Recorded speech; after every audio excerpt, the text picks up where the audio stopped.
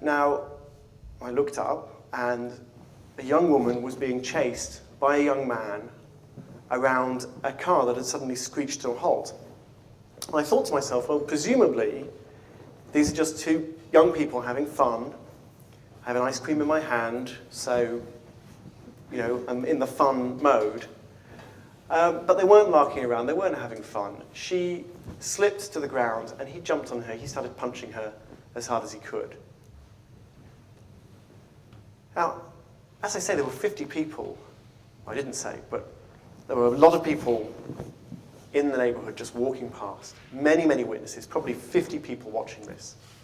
And one man who was nearby immediately charged in, knocked this guy over, and the three of them started wrestling on the ground.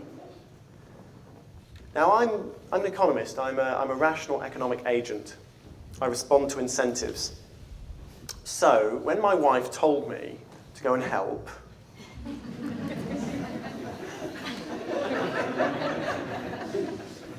what are you going to do? So I unclipped the baby carrier. My wife took the baby, and I trotted, not too enthusiastically, across the street with the baby carrier sort of fluttering behind me. And when I arrived at the scene of the fight, I realized that possibly my wife had not correctly computed the costs and benefits of my action. Because all three of them were covered in blood. The road was covered in blood, everywhere was covered in blood. And I realized a little too late, for my own well-being, that there was a knife somewhere. I hadn't seen it, I didn't know where it was. That's why I crossed the road, because I didn't know it was there.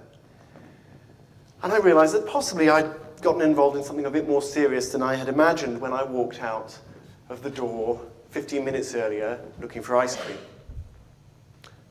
Luckily for me, and luckily for the young woman, there were dozens and dozens of people in the area. And I wasn't the only person arriving on the scene at that point. Several of us arrived, 6, 7 of us, didn't know what to do, grabbed this guy, sat on him. And the police came a couple of minutes later. We all just stood around looking at each other while they cuffed this guy. The ambulance came, put this young woman in the ambulance. She was terribly, terribly badly hurt. I was sure she wouldn't survive, but she did. The first man in had been stabbed in the arms and in the leg. And I spent the rest of the evening in a Washington, D.C. police station, covered in somebody else's blood, thinking to myself, okay, Mr. Economist, was that a rational crime? Did that guy with a knife weigh up the costs and benefits of his actions?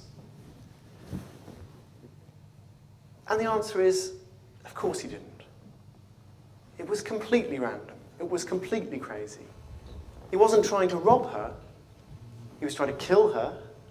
He'd never even met her. If you do want to kill somebody, my advice is not to do it in front of 50 witnesses. It didn't make any sense at all. He later told the police, I don't know if this is true, he later told the police he'd been taking drugs to celebrate his birthday. So, happy birthday. So the book, The Logic of Life, is an attempt to confront these very powerful ideas coming out of economics about how we behave, about how we weigh up costs and benefits, with the inconvenient and sometimes frightening reality that the world is not that simple, is not that predictable. And if we want to make any sense of it, we have to dig a little bit deeper. So, 2 stories. We have Gary Becker, the quintessential rational criminal in a car park, and we have some kid with a knife committing a totally random attack on 15th Street. Just 2 stories, and what we really need to know is, do most criminals behave more like the 15th Street attacker, or do they behave more like Gary Becker? That's what we need to understand. Now, if we'd asked that question a few years ago, there would have been no answer. In fact, there would have been no answer, really, to any of these questions about whether this economic approach to human behavior outside the commercial sphere, whether this makes any sense. It's something you either accept because you find it very plausible, you find it a beautiful theory, it's compelling, or you reject it because it all sounds a little bit Darth Vader, it sounds repugnant, it doesn't make any sense. But whether you accept these ideas about rationality in everyday life or whether you reject them, until recently, that would have been a matter of faith.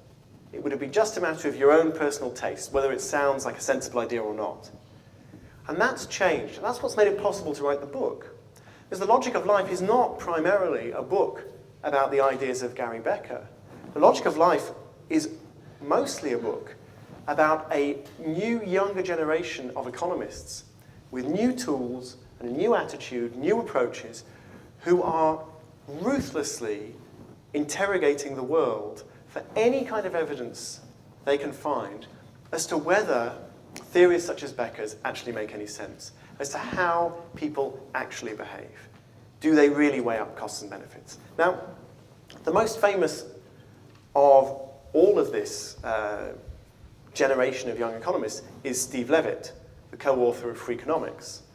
Now, one of the reasons I wrote Logic of Life was because of a sense that while I admire Levitt very much, he's very smart, I felt that there were dozens, arguably hundreds, of very smart, very creative young researchers doing similar work to Levitt who were completely below the radar screen. No one was paying any attention to them.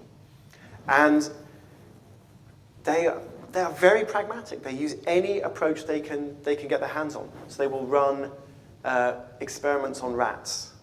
If you can't, by the way, rats are slightly more rational than experimental psychologists, turns out. I'll explain that in chapter 1. Or you can run experiments on students, they're cheaper than rats. Or if you don't trust what's coming out of the laboratory, you could get a big corporation, a charity, a government to run a social experiment, to try to see how people behave in real life. You could put people in brain scanners. You could run sophisticated simulations on computers that previously would have been unimaginable even a few years ago. Or you could do what the majority of this work is based on, which is just very, very smart, sophisticated number crunching based on real data, real information, which wouldn't have been possible a few years ago because not only did we not have the computers that could do the number crunching, but we didn't have the numbers to crunch because people weren't collecting the data. That's what this new generation of economists is doing.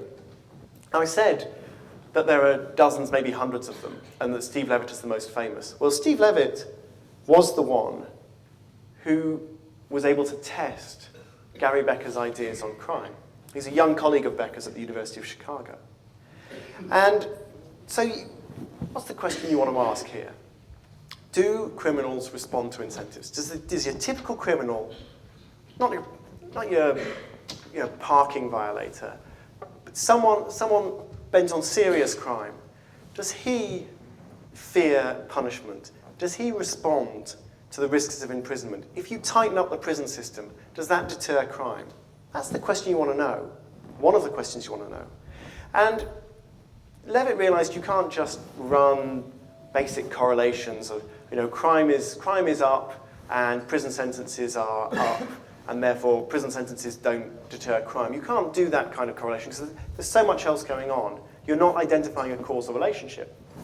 But Levitt realized he had a huge social experiment that he could tap into. It's called the United States of America, so God bless it. The great thing about the USA is that 50 different states, 50 different legal systems, 50 different sets of rules.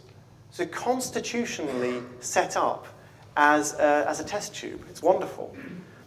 And Levitt realized that in each state you have an adult punishment system and a juvenile punishment system. And in each state, the severity of the juvenile punishment system relative to the adult punishment system is different. They're different from each other, they're different within a state, they're different over time. And essentially the question he asked was, what happens when a young man, 15 years old, turns 16 or 17 or whatever it is that the age of majority is set at in that state, and moves from being a juvenile offender to an adult offender, and at that point faces a different punishment system? What happens?